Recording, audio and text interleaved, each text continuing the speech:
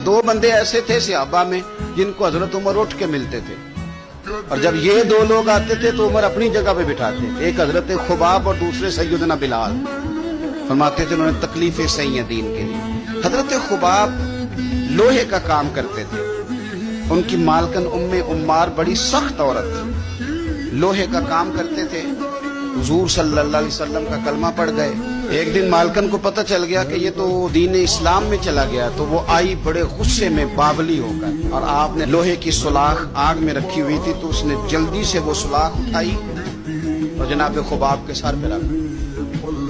जलती हुई सुलाख वो आग का अंगारा बन जाती, जल गया सर मुबारक।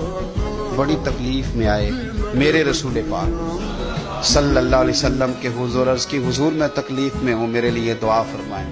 हुजूर ने क्या जुमले कहे, कुर्बान जाए मदीने वाले की दुआओं पर, हुजूर की दुआओं पर भी कुर्बान। और मेरे आला हज़रत फरमाते हैं जब नबी पाक दुआ करते थे तो दुआ ऊपर नहीं जाती थी, कबूलियत नीचे आ जाती थी।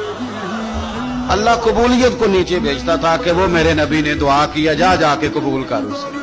खुदा की रजा चाहते हैं दो आलम, खुदा चाहता है रजाए मोहम्मद सल्लल्लाहु अलैहि वसल्लम। इजाबत का जोड़ा, इनायत का सेहरा, दुल्हन बन के निकली दुआए मोहम्मद, और इजाबत ने झुक कर गले से लगाया बड़ी नाज से जब दुआए मोहम्मद सल्लल्लाहु अलैहि। तो रसूल पाक सल्लल्लाहु अलैहि वसल्लम ने दुआ की, और दुआ क्या की हुजूर ने? नबी पाक ने दुआ दी, ऐ अल्लाह मेरे खुबाब की मदद फरमा, ऐ अल्लाह मेरे खुबाब की। दुआओं का रंग होता है अगरचे हमें नजर ना भी आए। हुजूर ने दुआ कर दी। अब हजरत खुबाब कहते हैं कि उस दुआ का रंग मैं सोचता था, लेकिन अब मक्के के हालात है और ज्यादा कसरत से तादाद काफिरों की है और ताकत में भी काफिर हैं, इस्लाम पे बज़ाहिर गुर्बत है। अब इस दुआ का रंग कैसे नजर आए? लेकिन अगर करम करने वाला अल्लाह हो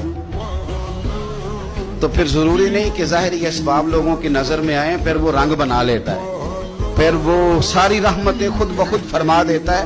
हजरत खुबाब कहते हैं वही मेरी मालकन उम्मे अम्मार बीमार हो गई, इतनी बीमार हुई उसके सर में कुछ दर्द उठा, इतनी तकलीफ के हर तबीब हर हकीम हर जगह गई। जब कोई नतीजा ना निकला तो एक तबीब ने उसे बताया कि सुलाख गर्म करके ना तो सर पे लगवाया कर, तुझे आराम आएगा।